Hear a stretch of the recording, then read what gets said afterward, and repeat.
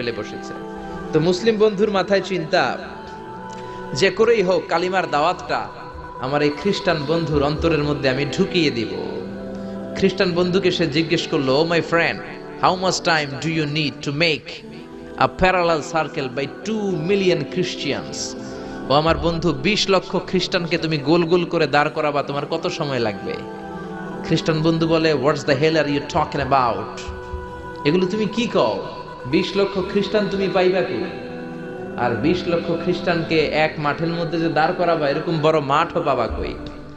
মুসলিম বন্ধু বলে, for an example, ধরে নাও, উদাহরণস্বরূপ আমি যদি তোমাকে বিশাল বড় একটা স্কয়ার দেই, মাঠ, আর 20 লাখ খ্রিস্টান এনে দেই, 20 লাখ খ্রিস্টানকে এরকম গোল গোল প্যারালাল সার্কেলে তুমি দাঁড় করাবা, কত সময় লাগবে?